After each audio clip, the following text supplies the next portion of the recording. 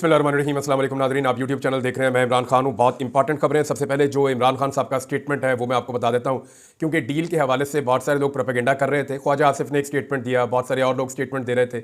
सबको ये लगता है, हालांकि पाकिस्तान तहरीक इंसाफ के कुछ लोगों को ये लगता है कि जब तक डील नहीं होगी तब तक इमरान खान साहब बाहर नहीं आएंगे।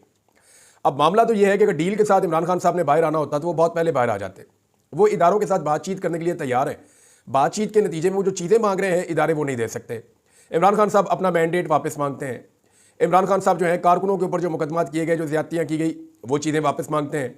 फिर जो कुछ भी पाकिस्तान में रिजीम चेंज ऑपरेशन के बाद से अब तक हुआ, उसको वो चाहते हैं कि उसको रिवर्स किया जाए या कम से कम इंसाफ का रास्ता खोला जाए और अदालतों के ज़रिए से या ट्रिब्यूनल्स के ज़रिए से इंसाफ होने दिया जाए ताकि पाकिस्तान तहरीक इंसाफ का मैंडेट वापस मिल जाए। अब ये चीज़ें कोई देता नहीं है इमरान खान साहब को, और इसके बगैर इमरान खान साहब बाहर आते नहीं। मैंने आपको कई मरतबा कहा है कि जेल का छोटा दरवाज़ा खुला हुआ है और इमरान खान साहब को ये ऑफर बड़े लंबे अरसे से है कि आप सर नीचे करके इस दरवाजे में से गुजर के बाहर आ जाएं। लेकिन इमरान खान साहब ने जिद पकड़ी हुई कि नहीं, बड़ा वाला फाटक खोलो, मैं सर सीधा रख के जैसे अंदर गया था वैसे ही इज्जत के साथ वापस आऊँगा। यहाँ पे मसला फंसा हुआ है गुज़िश्ता बड़े लंबे अरसे से। मियाँ साहब वगैरह लेट लेट के जेलों से बाहर निकले हैं। जरदारी साहब भी व्हील चेयर के ऊपर बैठ बैठ के नीचे नीचे होके जेलों से बाहर निकले हैं। लेकिन इमरान खान साहब ये मान नहीं रहे। ये वाहिद आदमी है जो अब तक एक दिन भी अस्पताल नहीं गया, इसने कोई मेडिकल ग्राउंड नहीं बनाई। रोज़ाना इमरान खान के बारे में एक नई कहानी लॉन्च की जाती है हुकूमत की जानिब से, लेकिन शाम होते होते या अगला दिन आते आते वो कहानी जो है वो आउटडेट हो जाती है, फारिग हो जाती है और सारे उसको कचरे के डब्बे में फेंक देते हैं। इमरान खान साहब का डील के हवाले से खुद का स्टेटमेंट आ गया है, और वो स्टेटमेंट क्या है मैं आपको पढ़ के सुना देता हूँ। शुएब शाहीन साहब हैं, इमरान खान साहब के लॉयर हैं। उन्होंने इमरान खान साहब से मुलाकात की और उन्होंने ये दावा किया कि इमरान खान ने एस्टेब्लिशमेंट से डील की खबरों को झूठ करार दे दिया है। अडियाला जेल में इमरान खान से मुलाकात के बाद वो मीडिया से गुफ्तगू कर रहे थे और उन्होंने जो बातचीत हुई वो बाहर आकर बताई। उन्होंने बताया कि इमरान खान ने कहा कि जो इंसानी हकूक़ की खिलाफ वर्जी हुई है, इमरान खान साहब के साथ जो कुछ भी हुआ है, इस पर सुप्रीम कोर्ट में जाऊंगा। पहले 10 दिन छोटे से कमरे में बंद रखा गया और अगले 10 दिन सिर्फ 1 घंटा बाहर निकलने की इजाज़त थी। फैमिली और वकला से भी नहीं मिलने दिया गया, जबकि नवाज शरीफ, शहबाज शरीफ से 40-40 लोग मिलते थे। मैंने आपको पहले बताया था कि मियाँ साहिबान का वर्ल्ड रिकॉर्ड है। दुनिया की तारीख में कोई सियासी कैदी इतनी मुलाकातें नहीं करता था जितनी नवाज शरीफ साहब ने की हैं। हमने एक दिन छुट्टियों वाले दिन भी मिला के एवरेज निकाली थी कि कितने दिन ये जेल में रहे और टोटल कितनी मुलाकातें हुई, तो पता चला कि मियाँ साहब की पर डे 22 मुलाकातें बनती हैं। छुट्टियों वाले दिन मिला के भी 22 मुलाकातें बनती थी। ये डाटा हमने उस दौर में निकाला था जेल के अंदर से, कि जेल में नवाज शरीफ साहब की जो मुलाकातें हो रही थी तवातर के साथ और जितने लोग जाकर मिलते थे, यानी जेल के बाहर का एक पूरा हिस्सा मख्तस था PMLN के लिए, शरीफ खानदान के लिए और उनके लोगों के लिए। ये सारे जाकर वहाँ पे अपनी एक पंचायत लगा लेते थे। मियाँ साहब के पास अंदर लिस्ट चली जाती थी। मियाँ साहब जिस जिसको दिल करता था बुलाते थे, मिलते थे बाहर, बुलाते थे, मिलते थे बाहर। इकट्ठा बुलाना था तो 14-14, 15-15 सहाफ़ी जो कॉलम निगार हैं, जो एंकर्स हैं टीवी के ऊपर, वो जाकर इकट्ठे मियाँ साहब से जो है वो लाहौर में जेल में मिला करते थे। तो मियाँ साहब की जो है वर्ल्ड रिकॉर्ड उन्हीं के पास है मुलाकातों का। तो इमरान खान साहब ने कहा कि नवाज शरीफ, शहबाज शरीफ से 40-40 लोग मिलते थे। घर के खाने समेत एयर कंडीशन कमरे मिले हुए थे इनको, घर का खाना भी मिला हुआ था। शुएब शाहीन ने कहा कि कादी फायद ईसा के मुतालिक इमरान खान ने कहा कि उन्होंने तो जस्टिस मुनीर को भी भुलवा दिया, यानी उनकी याद भी भुलवा दी। कादी फायद ने फ्रॉड इलेक्शन को तहफ़्फ़ुज़ दिया। नैब तरमीम इसलिए मंजूर की कि इसमें वो खुद बेनिफिशरी थे। कादी फायद की भी लंदन में 3 प्रॉपर्टीज़ थीं। वो तारीख के बदतरीन चीफ जस्टिस साबित हुए। जुडिशरी के बजाय ब्यूरोक्रेसी से ROs लेकर फ्रॉड इलेक्शन की बुनियाद रखी। ये कादी फायद साहब ने बड़े बड़े कारनामे किए हुए हैं। बानी PTI ने डील की खबरों को झूठ करार देते हुए कहा कि वो मिलिट्री कोर्ट से नहीं डरते और हकीकी आज़ादी के लिए अपना जिहाद कर रहे हैं। इमरान खान की बहन अलीमा खान ने भी मीडिया से गुफ्तगू करते हुए बताया कि इमरान खान ने कहा है कि वो हरगिज़ डील नहीं करेंगे, मिलिट्री कोर्ट्स और जुल्म सह लेंगे मगर झुकेंगे किसी सूरत नहीं।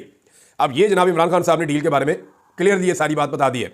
एक और चीज़ मैं आपके सामने रख देता हूँ कि देखिए 2 जज हैं। मैं इससे पहले कि बात को तफसील से करूँगा, सिर्फ ये बता देता हूँ कि वज़ीर दाखिला ने एक स्टेटमेंट दिया जिसके बाद ये सूरत हाल शुरू हुई है। वज़ीर दाखिला का ये कहना है कि जिन लोगों ने कादी फायद ईसा के खिलाफ बैरून मुल्क एहतजाज किया, वैसे तो हुकूमत इसको हमला करार दे रही है। हुकूमत का ये कहना है कि कादी फायद ईसा के ऊपर बैरून मुल्क में हमला हुआ है, और जो हुक्म दिया वो मैं एक्सप्रेस न्यूज़ की खबर आपको पढ़ के सुना देता हूँ। ज़रा सिंपल कर लेते हैं ना, जो टीवी चैनल ने कहा है, जो अखबार ने लिखा है, वो आपको पढ़ के सुनाता हूँ ताकि उसके ऊपर तज्जिया करने में, आपको हक़ाइक़ बताने में आसानी रहे।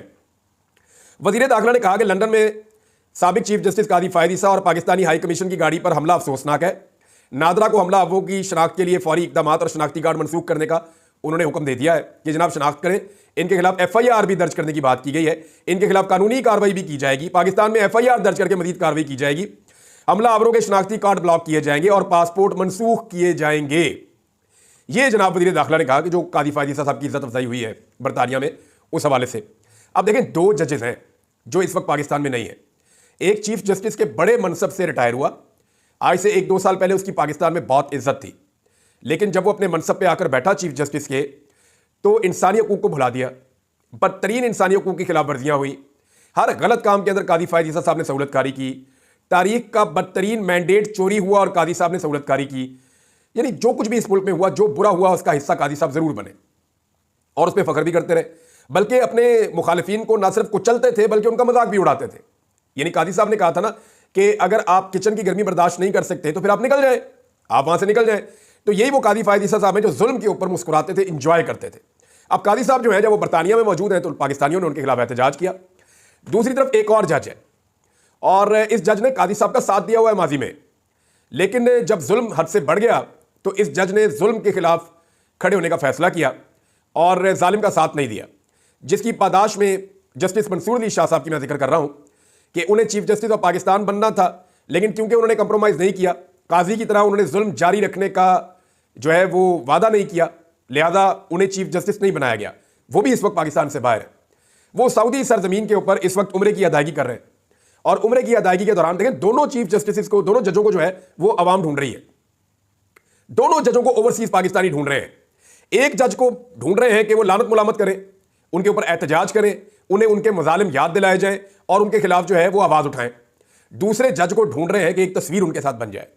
दूसरे जज को ढूंढ रहे हैं कि उस जज के साथ कोई उसके हाथ का बोसा ले रहा है, कोई उसके सामने खड़ा हो रहा है, कोई उसके साथ चलने की कोशिश कर रहा है, कोई उनके लिए दुआ कर रहा है, कोई उन्हें तोहफा देना चाहता है, कोई उनके साथ तस्वीर बनाना चाहता है। यानी दोनों का कितना फर्क है। एक जज के साथ कोई सिक्योरिटी नहीं है, वो जहां जाते हैं पाकिस्तानी उनकी हिफाजत करते हैं, पाकिस्तानी उनसे प्यार करते हैं, उनके लिए दुआएं करते हैं, नेक तमन्नाएं उनके लिए और उनका ख्याल रखते हैं, उनके साथ तस्वीरें बनाते हैं। ओवरसीज पाकिस्तानी है, किसी पॉलिटिकल पार्टी के किसी बंदे को कोई शिकवा नहीं है। दूसरी तरफ एक जज है ओवरसीज पाकिस्तानी जो है वो प्यासे प्यासे फिर रहे हैं, ये जज हमें कहीं नजर आ जाए, हम इसके खिलाफ एहतजाज करें, और आपने वो मंजर देख भी लिया। अब मामला यह है कि वजीर दाखिला किस हैसियत में और किस कानून के तहत ओवरसीज पाकिस्तानियों के खिलाफ मुकदमा भी दर्ज करेंगे और उनके पासपोर्ट और ID कार्ड भी ब्लॉक करेंगे। सवाल है ना, कैसे कर सकते हैं? How is it possible? भाई वो वहां शख्सी आज़ादियां हैं, वो बरतानिया है, वहां पे जमहूरियत है, आज़ादी इजहार राय है, वहां पे रूल ऑफ लॉ है। अगर तो इन ओवरसीज पाकिस्तानियों ने कानून को हाथ में लिया है तो कानून के मुताबिक वहां इनके खिलाफ कार्रवाई हो सकती है बरतानिया में, ये सब जानते हैं। बहुत सारे मुकदमा PMLN के लोगों ने PTI के लोगों पे और बहुत सारे PTI के लोगों ने PMLN के लोगों पे भी किए हुए हैं और दोनों तरफ के लोगों ने अपने अपने मुकदमा जीते भी हुए हैं। लिहाजा वहां पे रूल ऑफ लॉ है, आपने अगर मुकदमा करना है तो वहां पे करें। अगर कुछ गलत हुआ है, जिसको आप हमला करार दे रहे हैं वो तो एहतजाज था, लेकिन अगर किसी शख्स ने लिमिट क्रॉस की है तो उसके खिलाफ कानूनी कार्रवाई बरतानिया में हो सकती है। लेकिन बरतानिया में होने वाले एक एक्ट के ऊपर पाकिस्तान का वजीर दाखिला पाकिस्तान में FIR दर्ज करके कैसे पाकिस्तान के अंदर जो है वो ID कार्ड और पासपोर्ट ब्लॉक कर सकता है? एक वाकया जिस मुल्क में हुआ है वहां पे वो जुर्म नहीं है, लेकिन पाकिस्तान में उसने जुर्म बना लिया कि उसको बुरा लग रहा है। इसी वजीर दाखिला को गौर करना चाहिए कि पाकिस्तान में क्या हो रहा है। क्या वजीर दाखिला को एक दिन पहले चौधरी एजाज की बीवी की प्रेस कॉन्फ्रेंस नजर नहीं आई? उन्हें पता नहीं चला कि 11 माह के बच्चे को बाजू से पकड़ के घसीट के नीचे फेंका गया बेड से?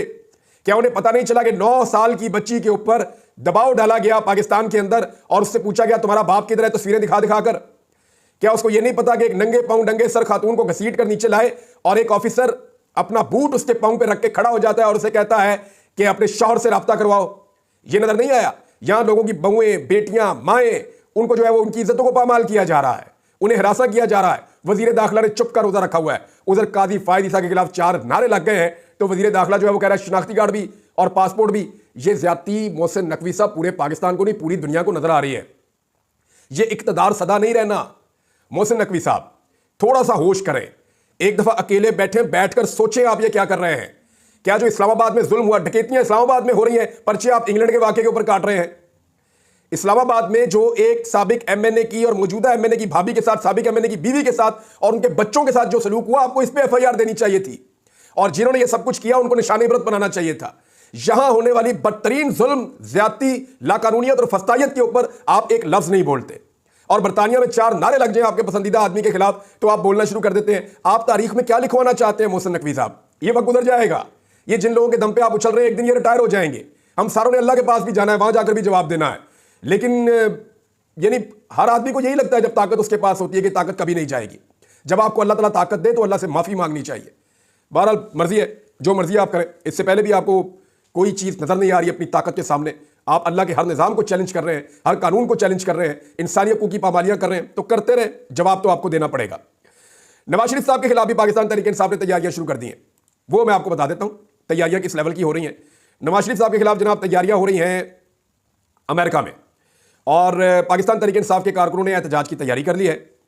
और नवाज शरीफ साहब अपने दोस्त की अहलिया के इंतकाल अब जो बताया गया है और मेडिकल चेकअप के लिए पीर के रोज अमेरिका पहुंचे हैं, लेकिन खबर अंदर की कोई और ही आ रही है कि मियां साहब उधर कोई एस्टेब्लिशमेंट के साथ, अमरीकी एस्टेब्लिशमेंट के साथ कोई साजबाज कर रहे हैं कि इमरान खान से बचाओ हमें, और अगर डोनाल्ड ट्रंप आ भी जाते हैं तो हमारी खिदमत हासिल करने, हमें इमरान खान से बचा लें, जो चाहिए हम देते हैं पाकिस्तान के नुक्ता नज़र से।